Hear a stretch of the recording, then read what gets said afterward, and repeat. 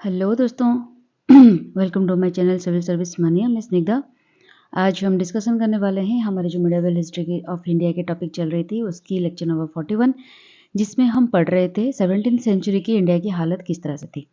और इसका ये थर्ड वीडियो है जिसमें हम पढ़ेंगे foreign policy of the Mughals किस तरह से फॉरेन पॉलिसी मेंटेन कर रहे थे। और इसके दौरान हम पढ़ेंगे उसके जो रिलेशनशिप थे विथ नेबरिंग कंट्रीज, जिसका नाम है उज्बेक, सफाविड्स, ऑटोमन्स।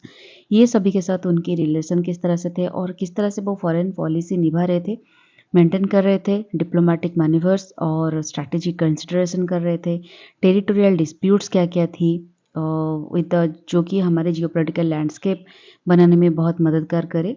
तो इसके बारे में कंप्लीट डिस्कशन करेंगे। जिन्होंने अभी तक सब्सक्राइब नहीं किया है वो लोग सब्सक्राइब कर सकते हैं और अपने फ्रेंड्स के साथ शेयर कर सकते हैं और लाइक के बटन जरूर दबा दीजिएगा। कंटेंट कैसा लग रहा है वो भी मुझे बताना बहुत ज़रूरी है। तो चलिए शुरू करते हैं। तो दोस्तों, स्टार्ट करने से पहले मैं एक बार आप लोगों को ये बता दूं, आप लोग थोड़ा इस मैप पे गौर कीजिए। ठीक है, ये दोनों मैप मैंने आपको दिया हुआ है। पहले तो ये बता दूं आपको कि ये जो हमारे मुगल साम्राज्य के जब था, मुगल साम्राज्य से पहले तैमूरिड डिनास्टी थी। ठीक है, तैमूरिड डिनास्टी, ये कम्प्लीटली डिनास्टी तैमूरिड के थे। तो इतने बड़े जगह पे वो मंगोल्स सब अटैक करके रखे हुए थे। तो एक बात में क्या हुआ, 15th सेंचुरी के सेकेंड हाफ में तैमूरिड डिनास्टी लगभग ख़त्म होगी। तो ख़त्म होने के बाद ये देखिए, ये शायद उज्बेक भी तैमूरिड डिनास्टी के अंदर आ रहा था। तो उसके बाद क्या हुआ, 3 डिनास्टी में वो बट गई। जैसे हमने पढ़ा था ना, बहामनी किंगडम हम जब पढ़े थे तो डिसइंटीग्रेट होके 3 डिवाइड प्रोविंसेस में डिवाइड हो गई। उस तरह से तैमूरिड डिनास्टी भी 3 तरह से डिवाइड हो गई। एक हो गया उज्बेक, ये इस मैप पे आप देख सकते हो, ये हो गया उज्बेक। उज्बेक पर्टिकुलरली यहाँ पे आता है, यह हमारा इंडिया के मैप है। ठीक है, मैं सिर्फ आपको बता रही हूँ, मैप नहीं प्रोवाइड कर रही हूँ। देखिए यहाँ पे इंडिया है, यहाँ पे हो गया ये जो तैमूरिड थी, ये हो गया सफाविड, जिसको पर्टिकुलरली ईरान के जो लोग थे, ईरान की जो कम्युनिटी थी यहाँ पे वो राज कर रही थी। और उसके ऊपर एकदम आ गया उज्बेक। ठीक है, ये सफाविड हो गया, इसके कम्प्लीटली ऊपर आ गया उज्बेक। ठीक है, ये जो अफगानिस्तान के ऊपर के एरिया है। और उसके बाद एक आ गया ऑटोमन एम्पायर, ये वाला एम्पायर।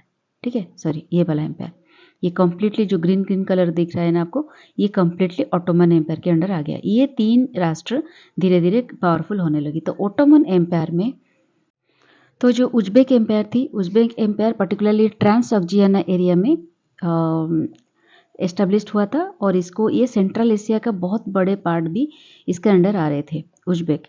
और उसके बाद सफाविड को तो आपको पता है मैंने कि ईरान जो है कंट्रोल कर रहा था, और ऑटोमन एम्पायर को कंट्रोल कर रहे थे तुर्की लोग। यहाँ पे तुर्की की राज चल रही थी। तो ये जो चीज़ें 3 भाग में डिवाइड हुआ, ये कहीं ना कहीं हमारे मुगल की जो जियोपॉलिटिकल और फॉरेन पॉलिसी में काफ़ी हद तक बहुत एक बड़ी रोल निभा रहे थे। ठीक है, तो यहाँ पे पहले हम पढ़ेंगे मुगल का उज्बेक के साथ किस तरह की रिलेशन हुआ करता था। ठीक है, मैं आपको याद दिला रही हूँ कि जब हम बाबर के बारे में पढ़े थे, आप लोग को याद है ना? जिनको याद नहीं है तो पहले उस वीडियो को आप लोग देख सकते हैं, मैं आई बटन में दे दूंगी, वहाँ पे क्लिक करके आप देख सकते हो। उज्बेक जो बाबर जो थे, कौन थे, याद आ रहा है आपको? वो थे मुगल साम्राज्य के फाउंडर।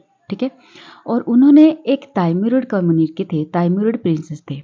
उनके साथ उज्बेक जो एरिया था, पहले से ही उनके साथ कॉन्फ्लिक्ट हुआ करता था, क्योंकि वो उज्बेक को हराना चाहते थे। और तैमूरिड के साथ उज्बेक का बहुत सारे कॉन्फ्लिक्ट हुआ करता था। और उज्बेक के जो राजा थे वो काफ़ी बार बाबर को हराए थे युद्ध में। और बाबर फिर एक वक्त पे रेफ्यूजी लेके आए थे इंडिया पे, रेफ्यूजी लेने के लिए। और धीरे धीरे वहाँ पे साम्राज्य विस्तार करके अपने एक साम्राज्य बना दिया, जिसका नाम हुआ मुगल साम्राज्य।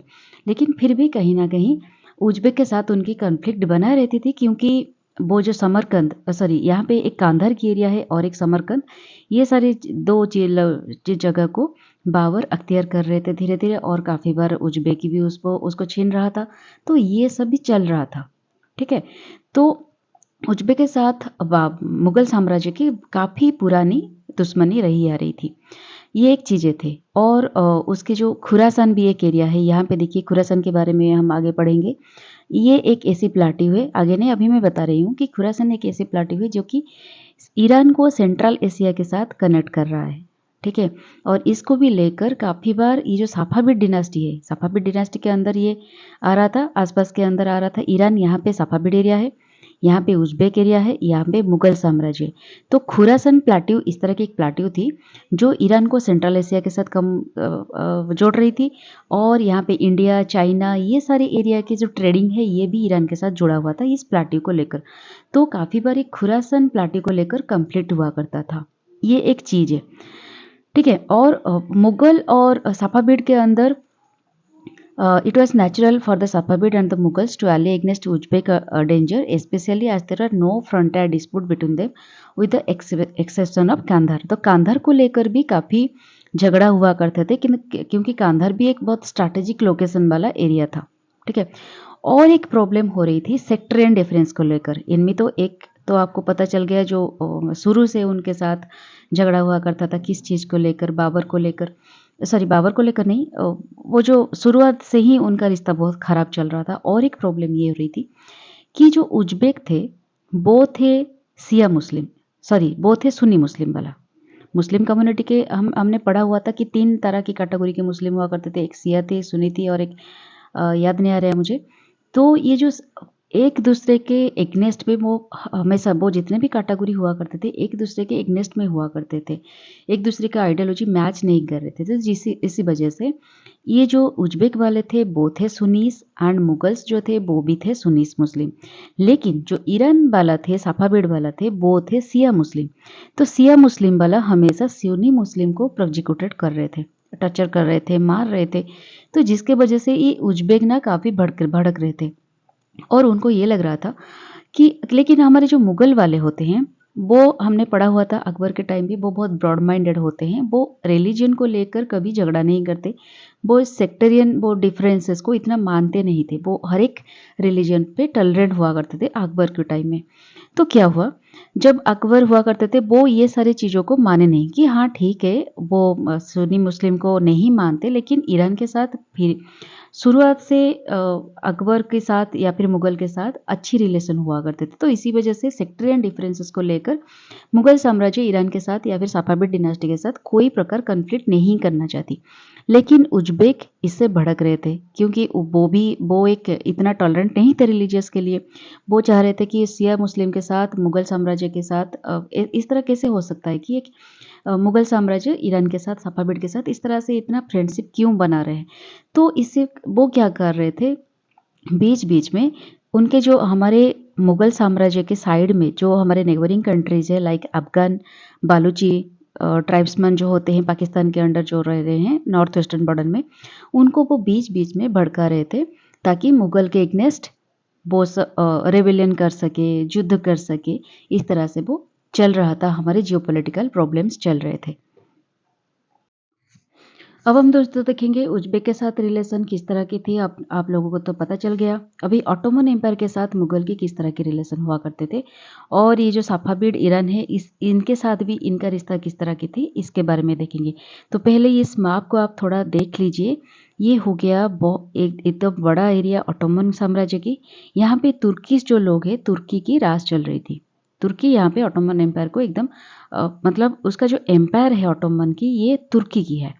तो धीरे-धीरे ये सीरिया, यहाँ पे सीरिया है, यहाँ पे इजिप्ट है, यहाँ पे अरबिया है। इसको धीरे-धीरे वो कंप्लीटली अपने अंडर ले लेंगी धीरे-धीरे करके और बहुत बड़ी एरिया बना लेगी। तो इसके बारे में आगे देखते हैं। ऑटोमन एम्पायर के बारे में पढ़ेंगे। ऑटोमन एम्पायर जिसका नाम है उस्मानी तुर्क, क्योंकि यहाँ पे तुर्क राज कर रहे थे। So called after the name of their fast ruler, उनके जो फास्ट रूलर थे उनका नाम था उस्मान। और ये धीरे धीरे एशिया माइनर के ऊपर राज करने लगे और ईस्टर्न यूरोप के कुछ हिस्सा के ऊपर, और धीरे धीरे उन्होंने सीरिया, इजिप्ट, अरबिया ये सबको कन्कोड कर लिया बाय 1529। ठीक है। और इसके लिए जो उनके जो राजा थे उनको टाइटल मिला sultan of Rome from the Saudi caliph. जो कैलिफ होते हैं उनसे ये सुल्तान ऑफ रोम, क्योंकि उनका जो ऑटोमन का जो मुस्लिम कम्युनिटी है उनके जो धर्मगुरु होते हैं, सबसे बड़े वाला धर्मगुरु, उनको कैलिफ बोला जाता है। और उनके अकॉर्डिंगली मतलब उनके जो एडमिनिस्ट्रेशन होती है सबसे ज़्यादा पावर होता है कैलिफ के पास। वो जो भी डिसीजन लेते हैं, जो भी ऑर्डर देते हैं उसको कंप्लीटली बोलते हैं ना, जो मतलब रिटिन हो गया, वो उसको हनन नहीं कर सकते आप, उस तरह की वो पावरफुल होते हैं। तो ये जो होते हैं कैरियो में लिव करते हैं। और उसके बाद उनको और एक टाइटल भी मिला जिनका नाम है पद-ई-इस्लाम। इस दोनों टाइटल में उस राजा को, उस्मान राजा को संबोधित करा जा रहा था। फिर कॉन्फ्लिक्ट हुई साफाविद के साथ। कॉन्फ्लिक्ट होने की राज क्या है कि साफाविद जो होते हैं वो शिया पावर है ईरान में, लेकिन ये जो ऑटोमन एम्पायर है वो है सुन्नी। ठीक है। Ottoman Sultan's one minute. Rise of side power in Iran made the Ottoman Sultan conscious of the danger of their eastern flank and that the rise of the Safavid would encourage siege in their own territory. उनका ये डर था कि जो साफाविड empire Iran वाला है, जो कि सिया मुस्लिम कम्युनिटी से बिलोंग करते हैं, वो कहीं ना कहीं ईस्टर्न साइड को धीरे धीरे इन्फ्लुएंस कर रहे थे। तो उनका डर था कि हमारे ऊपर, ऑटोमन एम्पायर भी सुन्नी कम्युनिटी के थे, तो उनको लग रहा था सिया कम्युनिटी कहीं ना कहीं हमारे ऊपर कभी हारी ना पड़ जाए, इसी वजह से एक डर था, कन्फ्लिक्ट हुआ करता था। और एक चीज़ हो रही थी, तो इसी वजह से 1514 में उन्होंने क्या किया, तुर्किश सुल्तान ने ईरान की जो शाह है, राजा है, उनको एक फेमस बैटल में हराया। और ईरान के साथ उनका एक क्लास होता है for the control of Baghdad. Iran ये एक बहुत, आजकल के ज़माने में भी बागदाद बहुत फेमस सिटी है, उस बागदाद को कंट्रोल करने के लिए भी वो ईरान को क्लास करते हैं। और ईरान की जो नॉर्थ ईरान है अराउंड अरीवान, उसको भी वो धीरे धीरे कैप्चर करते हैं। उसके बाद उन्होंने जो ऑटोमन एम्पायर है वो कैप्चर करते हैं जो अराउंड अरबिया के साइड है, जितने सारे पोर्तुगीज वहाँ पे धीरे धीरे डेवलप हो रहे थे। जो Persian gulf of Indian waters, इसको भी वो धीरे धीरे अपने कैप्चर में कर लेते हैं। और आपको लोगों को पता है, जो भी पोर्तुगीज की टॉपिक पढ़ा रही थी, आप लोगों को पता है कि पोर्तुगीज नाभी में बहुत स्ट्रांग हो रहे थे और ऑटोमन एम्पायर भी काफ़ी स्ट्रांग हो रही थी नाभी में। अरेबियन सी और ये जो इंडियन वाटर वाला जो एरिया है, यहाँ पे काफ़ी स्ट्रॉन्ग नाभि थी। लेकिन एक प्रॉब्लम हुआ करता था कि मुगल के पास इतना स्ट्रॉन्ग नाभि नहीं थी। मुगल इंग्लैंड में काफ़ी स्ट्रॉन्ग थे, लेकिन नाभि में इतना स्ट्रॉन्ग नहीं थे, जिसके वजह से एक वीक पॉइंट बन गया उनका। नहीं तो ऑटोमन के साथ भी उनका अच्छी खासी रिलेशन होता, जिस तरह से ईरान के साथ, सफाविद के साथ उनके रिलेशन बन पाए थे। तो यहाँ पे दोस्तों, मुगल की हमारी एक अलग तरह की पॉलिसी, फॉरेन पॉलिसी चल रही थी। क्या हो रहा था, ये हो गया हमारा मुगल साम्राज्य, ठीक है, ये हो गया, यहाँ पे उज्बेक वाला है, यहाँ पे सफाविद वाला है, और यहाँ पे ऑटोमन एम्पायर वाला है।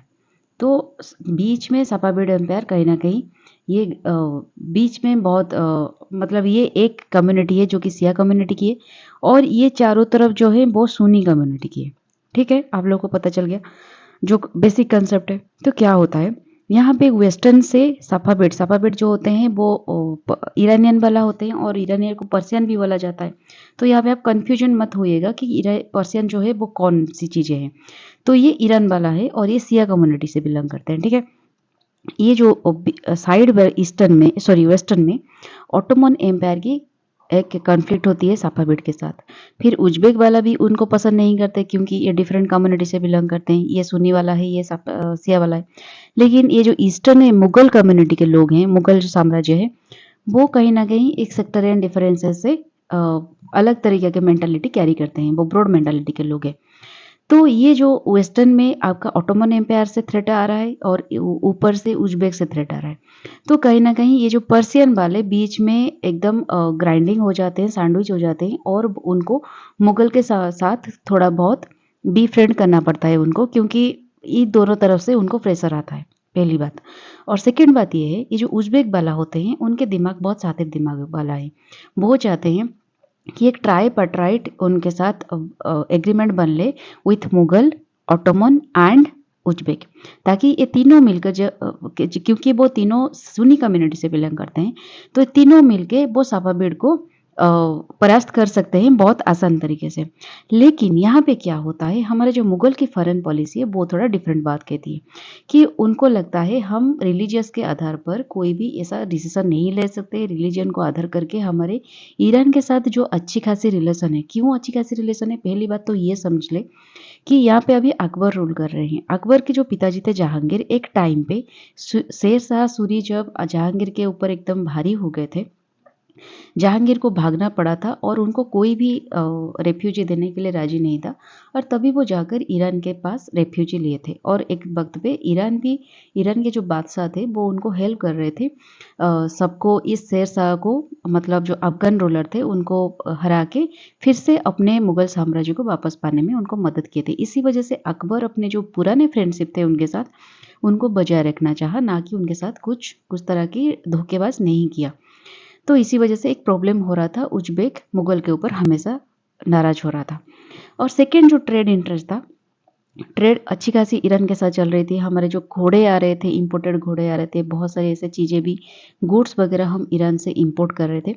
लेकिन मुगल के पास, मैं आपको बता रही थी ना लास्ट स्लाइड में, कि हमारे नाभि इतना स्ट्रांग नहीं थे। अगर स्ट्रांग होते तो शायद हम ऑटोमन एम्पायर के साथ भी अच्छी खासी ट्रेडिंग कर पाते, लेकिन हमारे नाभि इतने स्ट्रांग नहीं थे। तो इसी वजह से उनके साथ अच्छा खासा रिलेशन हमारा नहीं बन पाया।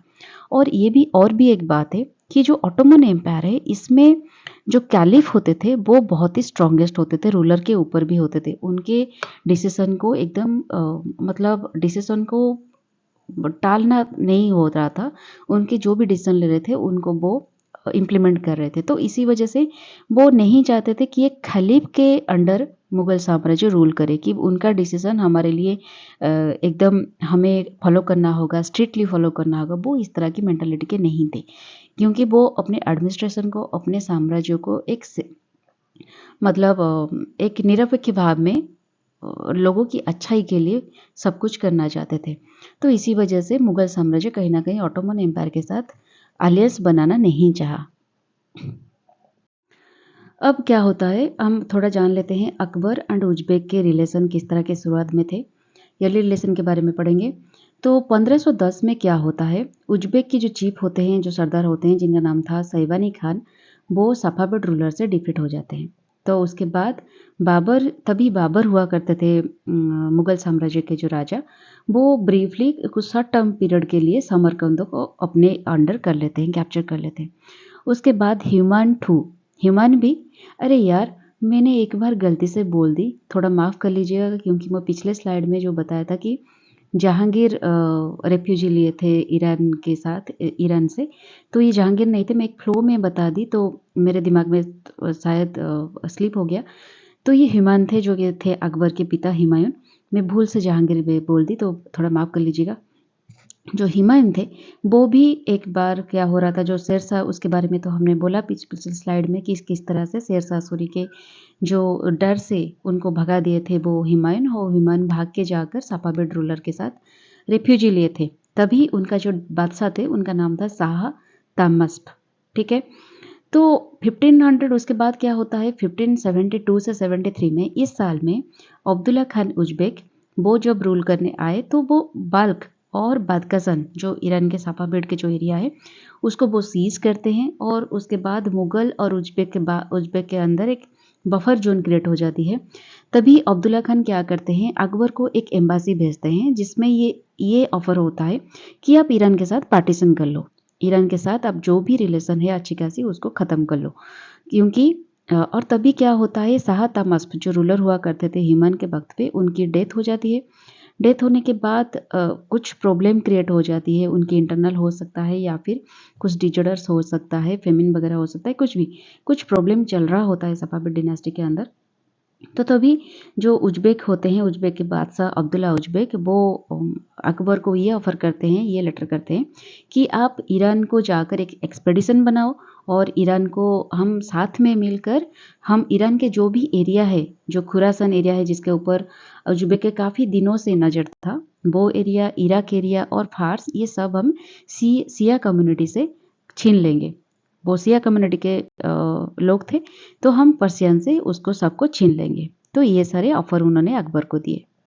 तो रिस्पॉन्स में अकबर क्या करते हैं, आप लोगों को तो पता है, हमने ऑलरेडी पढ़ चुके हैं कि अकबर किस तरह के, किस मेंटालिटी के इंसान थे। वो बहुत ही ब्रॉड माइंडेड थे और इस सेक्टरियन डिफरेंसेस को वो कभी भी नहीं टॉलरेट करते थे, क्योंकि मतलब हर एक इंसान का डिफरेंट रिलीजन हो सकता है, डिफरेंट आइडियोलॉजी हो सकता है। हम किसी को ये फोर्स नहीं कर सकते कि मेरे बिलीफ, मेरे कल्चर, मेरे रिलीजन ऐसा है, इसका मतलब तुम्हारा भी ऐसा होना चाहिए। ये कभी बिलीव नहीं करते थे अकबर। इसी वजह से और उनको ये भी लग रहा था कि उज़्बेक की जो सातिर दिमाग है, शैतानी दिमाग है, उसको रेस्टलेस दिमाग को ठिकाने लगाना सिर्फ स्ट्रॉन्ग ईरान ही कर सकता है। तो इसी वजह से उन्होंने उनको उनकी अप्रूवल को नकारा दिया। तो एक डिप्लोमेटिक स्टांस भी उन्होंने लिया। तभी क्या हो रहा, जब उज़्बेक के सुल्तान ये देखे कि मुगल साम्राज्य इसके सपोर्ट में नहीं है, उनके ऑफर को डिनाई कर रहे हैं, तो वो ऑटोमन एम्पायर को भी सेम ऑफर देते हैं कि कहीं क्यों ना हम एक ट्राइपार्टाइट एग्रीमेंट बना ले जिसमें हम सिया कम्युनिटी को अपने कैप्चर में कर सकते हैं। लेकिन उसके रिटर्न में अकबर ने एक एम्बासी भेजा उज़्बेक सुल्तान को, और उन्होंने ये बात कही कि आप लॉ एंड रिलीजन के डिफरेंसेस जो डिफरेंट रीजन में है, उसको बेसिस करके आप किसी को कन्क्वेस्ट नहीं कर सकते, क्योंकि डिफरेंट रिलीजन का लोगों का आइडियोलॉजी डिफरेंट होता है। आप ये किसी को फोर्स नहीं कर सकते कि मेरे आइडियोलॉजी, मेरे रिलीजन ऐसा है, इसका मतलब आपकी रिलीजन, आपकी आइडियोलॉजी भी उस तरह की होना चाहिए। तो इसी बेसिस पे आप किसी को कन्क्वेस्ट नहीं कर सकते, ठीक है। तो ये एम्बासी भेजा उन्होंने उज़्बेक के खिलाफ, और उन्होंने ये काम भी कर दी। जो पिलिग्रिम होते हैं, मेक्का को जाते हैं हर साल, तो उन्होंने गुजरात को कन्क्वेस्ट करके वहाँ पे एक रूट खोला जहाँ से लोग हज के लिए पिलिग्रिम कर सकते हैं। तो ये एक चीज़ें हुई जिसके साथ ईरान के साथ उनके रिलेशन और थोड़ा स्ट्रांग हो गया, और उन्होंने ये काम करके उज़्बेक के इस भड़काने से नहीं आके उन्होंने जो ओल्ड फ्रेंडशिप थी ईरान के साथ उसको बजाय रखा, और अब्दुल्ला खान उज़्बेक को जो इंसल्ट कर रहे थे सफाविद के लिए, उसको उन्होंने नकारा, ठीक है। तो इसके चलते एक वक्त ऐसा आता है जहां मुगल और उज़्बेक डायरेक्ट कॉन्फ्लिक्ट में आ जाते हैं। कैसे होता है कि अकबर की इंटरेस्ट धीरे धीरे बढ़ता है इस इंट्रल एशिया के अफेयर्स में। तो एक वक्त पे क्या होता है, तो उज़्बेक कभी अपने हरकतों से कभी बाज नहीं आता है। वो उसका रहता है सफाविद को, और अपॉर्चुनिटी खोजता रहता है किस तरह से वो उसके साथ बैटल करे। तो एक वक्त पे क्या होता है, यहाँ पे जो ताइमूरिड प्रिंस होते हैं उनको मिर्जा सुलाइमान, ठीक है। यहाँ पे उज़्बेक अटैक करता है सफाविद एम्पायर के ऊपर, और यहाँ पे जो प्रिंस होते हैं, ताइमूरिड प्रिंस राज करते हैं जिनका नाम था मिर्जा सुलाइमान, उनको बादशाह से वो आउस्ट कर देते हैं, और ये जाकर रेफ्यूजी लेते हैं अकबर के पास, ठीक है। तो यहाँ पे अभी अबुल फजल के हिसाब से यहाँ पे जो एक खैबर पास होता है, जो एक स्ट्रैटेजिक पॉइंट होती है, और यहाँ पे ये एक बहुत कम्युनिकेशन पॉइंट होती है, इसके थ्रू अच्छी खासी कम्युनिकेशन किया जा सकता है। मुगल के डर से ये गेट ऑफ बल्ख उसको क्लोज किया जाता है, ठीक है, क्योंकि मुगल तभी बहुत स्ट्रांग होते हैं। इन ऑर्डर टू फोस्टल इन्वासन ऑफ बादशाह को इन्वासन करने के लिए उज़्बेक क्या करते हैं, उनके जो ट्राइब्समैन होते हैं हमारे नॉर्थ वेस्टर्न बॉर्डर में, जो अफगानिस्तान और ये बालूचिस्तान एरिया में इस ट्राइब्स लोग रहते हैं, उनको वो उसकाता रहता है जलाल के थ्रू अपने एजेंट, जो कि एक रिलीजियस फनाटिक है, वो भी अपने रिलीजियस को बहुत ही स्ट्रांगली होल्ड करके रखता है। ये सीरियस सिचुएशन इतना ज़्यादा सीरियस हो जाता है क्योंकि ये ट्राइब्समैन भी चैलेंज करते रहते हैं, और ये उज़्बेक भी उनको उसका रहता है, और यहाँ पे बादशाह से जो प्रिंस होते हैं वो आकर रेफ्यूजी ले लेते हैं अकबर के पास। तो ये सारी चीज़ें अकबर को कहीं ना कहीं फोर्स किया, वो जाकर अटक, यहाँ पे आसपास एक अटक की एरिया है, वहाँ पे जाकर ठहरे और सिचुएशन को ऑब्जर्व किया। इसी वक्त यहाँ पे जो कॉन्फ्लिक्ट हो रहा था, जो भी रेबेलियन हो रहा था, इसी दौरान उनका एक बहुत ही अच्छा खासा राजपूत फ्रेंड जिनका नाम था राजा बीरबल, इनके बारे में भी हमने पढ़ा था जब अकबर के बारे में पढ़ रहे थे। यहाँ पे उनकी मौत हो जाती है, और तभी क्या होता है, 1585 में अब्दुल उज़्बेक बादशाह को कनकोर कर लेते हैं, ठीक है। तो तभी क्या हुआ, एक चीज़ हुआ, उनका जो अकबर का जो हाफ ब्रदर है, जो सौतेला भाई है जिनका नाम मिर्जा हकीम है, वो भी उनके उसी वक्त डेथ हो जाती है। डेथ होने के बाद काबुल को वो अपने डोमिनियन में मिला देते हैं, और वहाँ पे जाकर काबुल में जाकर वो कुछ देर ठहरते हैं, मतलब कुछ साल ठहरते हैं, ताकि उज़्बेक की हरकतों को वो निगरानी में रख सके, ठीक है।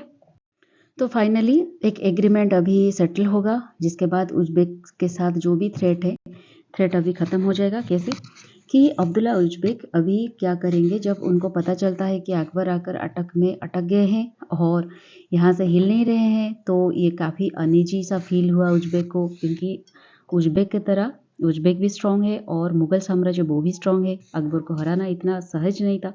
तो इसी वजह से कहीं न कहीं अब्दुल अज़्ज़ा उज़्बेक वो अनईज़ी फ़ील कर रहे थे।